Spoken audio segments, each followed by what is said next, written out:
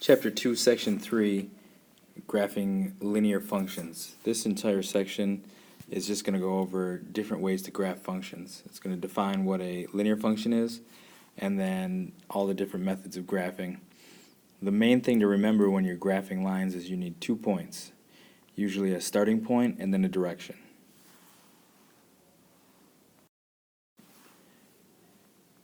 Here's an example of a linear function.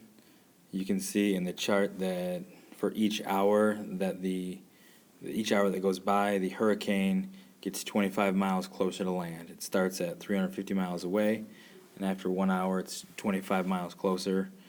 Because it has a constant rate of change, this is called a linear function.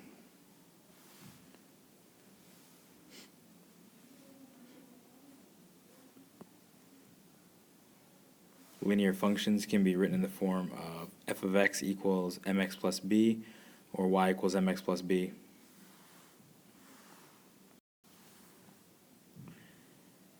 So when we're talking about linear functions, they have a constant rate of change. The constant rate of change is also known as slope. For a constant rate of change, it's the change in y over the change in x, or the change in f of x over x. It's also, you can talk about slope as rise over run, and if we need to calculate slope, it would be y2 minus y1 divided by x2 minus x1. And it's important to remember that when you are simplifying this, that we do the quantity y2 minus y1 divided by the quantity x2 minus x1. And then we want that slope to be a fraction.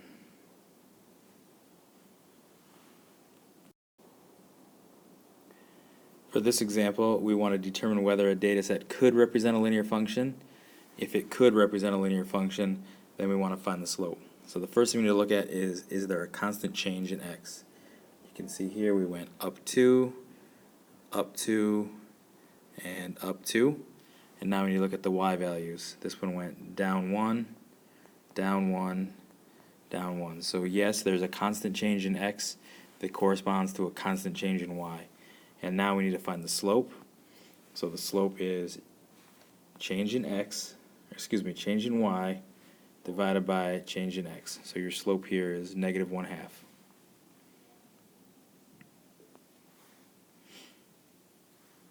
The next example, we have plus 1, plus 1, plus 1. So we have a constant change in x. Now we need to look at the y values. Plus 2, plus 4. We don't have to go any farther because there's not a constant change in x that corresponds to a constant change in y. So this one cannot represent a linear function.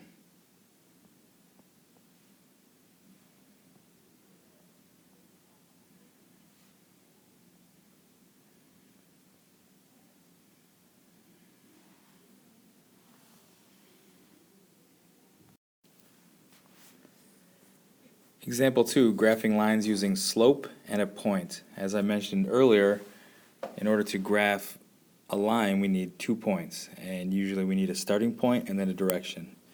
So here we're given a starting point. It says the line goes through the point -1, -3.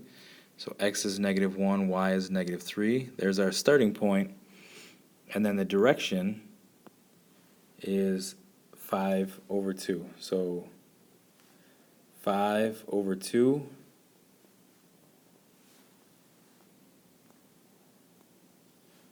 the y corresponds with positive 5 and the x corresponds with 2. So from this point we're going to go positive 5 in the y direction. That's 1, 2, 3, 4, 5, and then positive 2 in the x direction.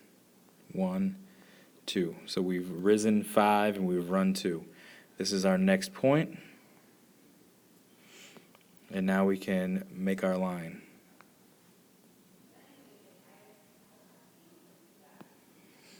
So the next one, the point passes through -5, 5.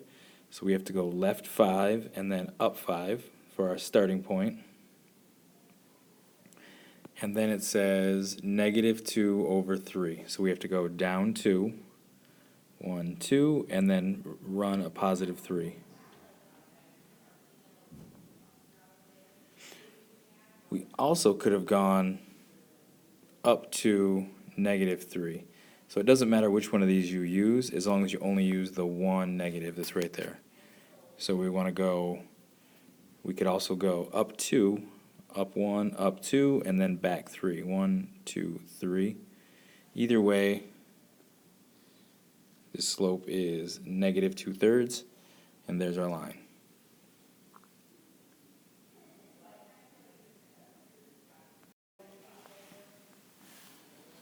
So another way to graph is by using intercepts, and what an intercept is it's where the graph crosses the y-axis and where the graph crosses the x-axis.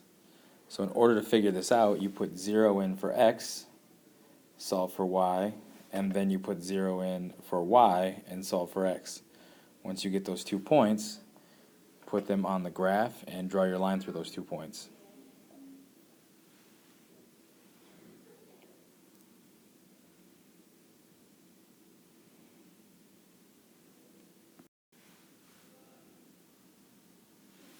Okay, we need to find our intercepts, so we need to put 0 in for one of the variables and solve for the other one. So I put 0 in for x. The 4 times 0 cancels out. We're left with -2y equals 16. Divide both sides by -2. We get y equals -8. So this ordered pair is 0, -8. We put 0 in for x, and -8 is what was left over. Now we have to find the other intercept. So now we have to put 0 in for the other variable. We put it in for x first. Now we need to put it in for y.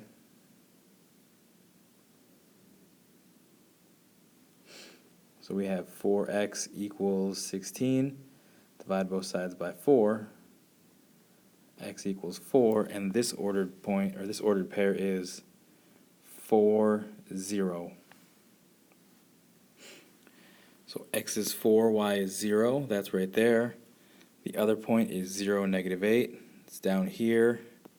So we have 2 points. One, we can call the green one our starting point, and then the direction is to go towards the yellow one. And there's our line.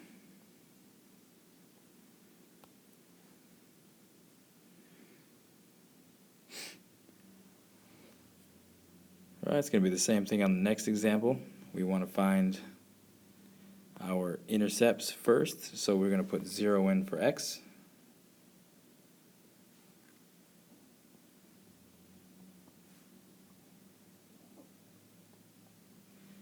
And that leaves us with -2y equals -24.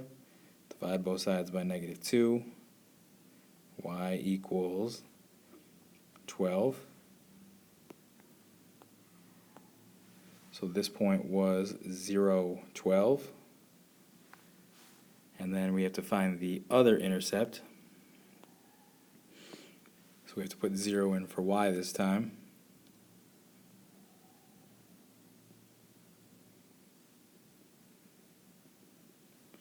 That leaves us with 6x equals -24. Divide both sides by 6. X equals -4. -4, 0 is this ordered pair. So put -4, 0 on the graph. Put 0, 12 on the graph. And then we need to connect those points to make our line.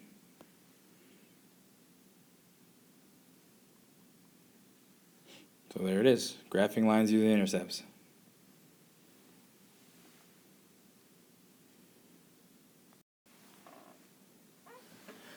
Now we need to graph using slope-intercept form. You can see right up here, slope-intercept form is y equals mx plus b. That means we need to get y by itself. So there's y.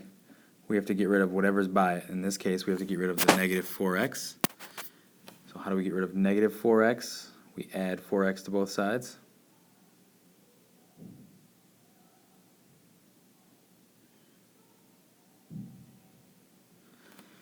And as I already stated, we need two things to graph a line. We need a starting point and a direction. So here, the b value, or the number that's by itself, that's your starting point. So we're starting at -1. It's a y-intercept. That is the y-intercept. So we go to where the line where -1 is at the y-intercept, and then we need a direction. The direction is this number right here. And if that number is not a fraction, we can make it a fraction by putting it over 1. So this says rise 4 and then run 1. So from our starting point, we're going to go up 4, and then we're going to go over 1.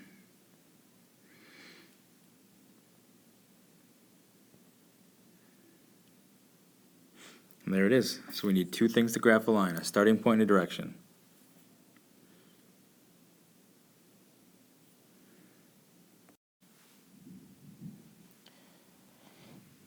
So now we're going to talk about equations that only have one variable. If we have a line that is an x equals, in this case it looks like 1.5, then that's just a vertical line that goes through 1.5, and the slope is undefined. And the other type of line we could have is where it's just a y. So y equals, in this case, it looks like 3.5. And that's a horizontal line that goes through the point y equals 3.5, and the slope here is 0.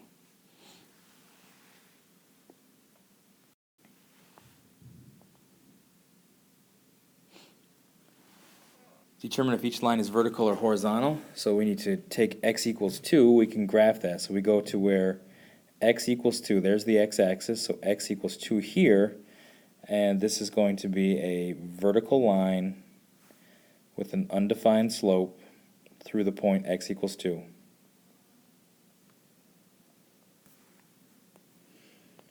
The next one, y equals -4, so we go to where y equals -4, and then we draw that line through the point y equals -4, and this line has a slope of 0.